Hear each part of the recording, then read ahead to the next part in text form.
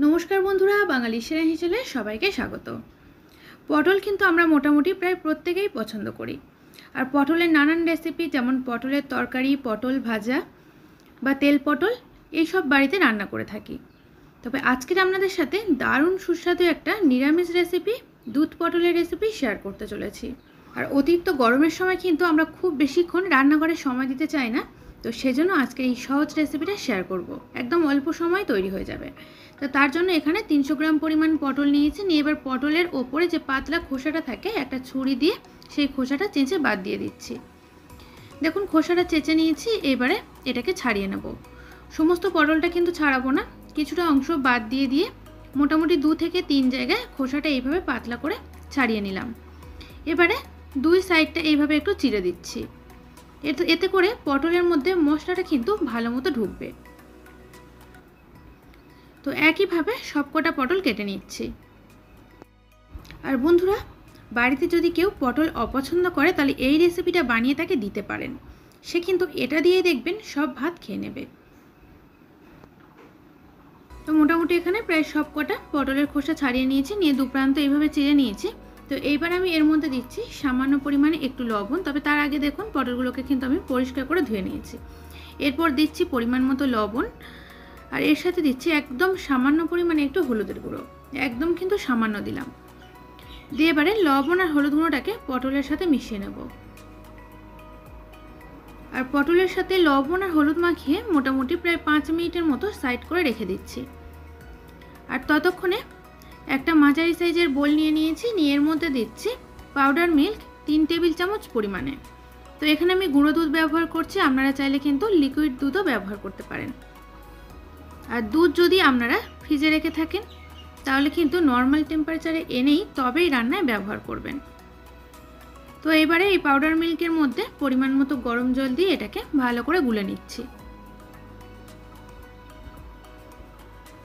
এতে কিন্তু আমি এক্সট্রা আর কোনো জল ব্যবহার করব না, যেটুকু দুধ গুলে নিচ্ছি এই দুধটা দিয়েই কিন্তু রান্নাটা করতে হবে। তো এবারে কড়াই বসিয়ে কড়াইতে দিয়ে দিলাম 2 টেবিল চামচ পরিমাণে সাদা তেল। তো এই রান্নাটা সাদা তেলে করতে হবে। তেল ভালো মতো গরম হয়ে গেলে তেলের মধ্যে লবণ আর হলুদ মিশিয়ে রাখা পটলগুলো ছেড়ে দেবো। দিয়ে পটলগুলোকে প্রথমে খুব ভালো করে ভেজে নিতে হবে। আর পটল ভাজার আগে মানে তেলের ওপর কড়াইতে দেওয়ার আগে লবণ আর হলুদ মিশিয়ে রাখলে যেমন পটলের মধ্যে লবণ আর হলুদটা ভালোভাবে ঢুকে যায়, তার পাশাপাশি কিন্তু পটলটা ভাজতে তেলের পরিমাণও অনেকটা কম লাগে। তো এটাকে ঢাকা চাপা দিয়ে ভেজে নেব। এতে করে পটলটা ভাজার সাথে সাথেও কিন্তু সুন্দরভাবে সেদ্ধ হবে। তো দেখুন ঢাকা চাপা দিয়েছিলাম, এর মাঝে কিন্তু আমি 1-2 বার নেড়ে চেড়ে দিয়েছিলাম। আর পটলগুলো যদি ভালোভাবে না ভাজেন তাহলে কি হবে, পটলের মধ্যে একটা কাঁচা পটলের গন্ধ থেকে যাবে আর এটা খেতেও কিন্তু ততটা ভালো লাগবে না। তো সেই জন্য এই দুধ পটলটা তৈরি করার আগে পটলটাকে প্রথমে ভালো করে আমাদেরকে ভেজে নিতে হবে। তো পটল ভাজা হয়ে যাওয়ার পর একটা অন্য পাত্রে পটলগুলোকে তুলে নিচ্ছি। আর কড়াইতে যে তেল আছে এর মধ্যে আর আমি তেল দেবো না, দিয়ে দিলাম 2টোর মতো এলাচ, এলাচের মুখগুলো একটু ফাটিয়ে দিয়ে দিলাম 4টের মতো লবঙ্গ, 2 টুকরো দারচিনি আর সামান্য পরিমাণে একটু জয়িত্রী দিলাম। এবারে গ্যাসের ফ্লেমটাকে একদম লো করে দিয়ে মশলাটাকে ভেজে নেব।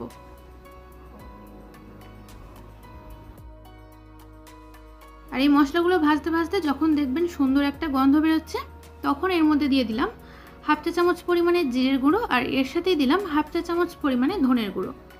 আর অবশ্যই এটা মনে রাখতে হবে গ্যাসের ফ্লেমটাকে কিন্তু লোতে রাখতে হবে। আর জিরে আর ধনের গুঁড়ো দেওয়ার পাশাপাশি দিয়ে দিলাম 1/4 চা চামচ পরিমাণে গোলমরিচের গুঁড়ো। তো এবারে গ্যাসের ফ্লেম একদম লোতে করে রেখে ভালো করে মশলাটাকে ভেজে নিলাম। নিয়ে এরপরে ভেজে রাখা পটলগুলো একই সাথে কড়াইতে দিয়ে দিতে হবে।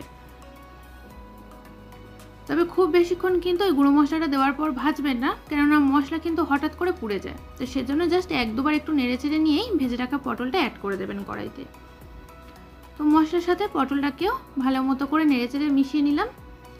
এবার এখানে কালারের জন্য দিলাম সামান্য পরিমাণে কাশ্মীরি লাল লঙ্কার গুঁড়ো। এটাতে কিন্তু আমি আলাদা করে আর হলুদ ব্যবহার করছি না, যেহেতু একটু কালার আসবে তো সেই জন্য একদম সামান্য কাশ্মীরি লঙ্কার গুঁড়ো দিয়ে দিলাম। কারণ এই দুধ পটলের কালার কিন্তু খুব বেশি হলুদ হলে খেতে ভালো লাগে না, তো সেজন্য একটু সাদা সাদা হলেই বেশি ভালো লাগে। তো কাশ্মীরি লঙ্কার গুঁড়োটা দেওয়ার পর বাটির মধ্যে যে দুধটা আমি গুলে রেখেছিলাম সেই দুধটাও একেবারে কড়াইতে দিয়ে দিলাম। আর আমি কিন্তু আগেই বলেছি এর মধ্যে আমি এক্সট্রা জল ব্যবহার করব না। তো এরপরে দিচ্ছি স্বাদ মতো লবণ। তো লবণটা কিন্তু অবশ্যই আপনারা আপনাদের পছন্দ মতো দেবেন। আর এরপর দিচ্ছি হাফ চা চামচ পরিমাণে চিনি। আর যেহেতু এই দুধ পটল মানে সম্পূর্ণ নিরামিষ রেসিপি, এটার মধ্যে কিন্তু চিনির পরিমাণটা একটু বেশি লাগবে। তো লবণ আর চিনিটা দেওয়ার পর নেড়েচেড়ে মিশিয়ে নিলাম। তো এবারে ঝালের জন্য এর মধ্যে আমি দিচ্ছি 2টোর মতো চেরা কাঁচা লঙ্কা। আর আগে যেহেতু গোলমরিচের গুঁড়ো দিয়েছিলাম, ঝালটা কিন্তু অবশ্যই খেয়াল করবেন। আর সুন্দর ফ্লেভারের জন্য দিয়ে দিলাম 4টের মতো গোটা কাঁচা লঙ্কা।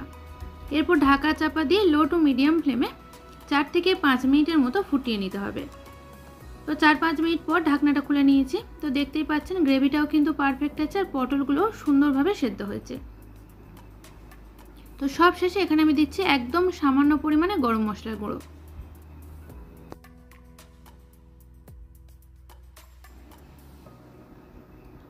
আর সব শেষে দিচ্ছি হাফ চা চামচ পরিমাণে ঘি।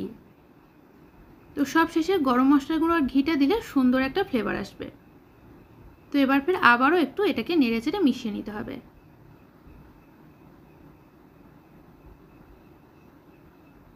তো বন্ধুরা, একদম সহজ পদ্ধতিতে আর অল্প সময়ের মধ্যে কিন্তু আপনারা এইভাবে বাড়িতে দুধ পটল বানিয়ে নিতে পারবেন। আর খেতেও দুর্দান্ত হয়। এটা আপনারা পোলাওয়ের সাথে খেতে পারেন, আবার ভাতের সাথেও কিন্তু খেতে পারেন, এমনকি রুটি পরোটার সাথেও কিন্তু দুর্দান্ত খেতে লাগে। এবার এটাকে আমি গরম গরম পরিবেশন করে দিচ্ছি।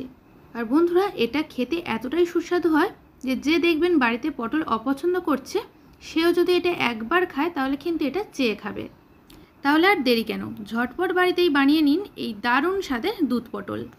আর রেসিপি ভালো লেগে থাকলে একটা লাইক আর শেয়ার করে দেবেন। আর আমার থেকে নিত্য নতুন রেসিপি পেতে চ্যানেলটি সাবস্ক্রাইব করে পাশে থাকা বেল আইকনটি প্রেস করে দেবেন। তাহলে আমি যখনই আমার চ্যানেলে কোনো নতুন ভিডিও ছাড়ব, তার আপডেট আপনাদের কাছে খুব সহজেই পৌঁছে যাবে। আজ তাহলে এই পর্যন্ত, আবারও দেখা হবে নতুন কোনো রেসিপির সাথে। সবাই ভালো থাকবেন, সুস্থ থাকবেন, ধন্যবাদ।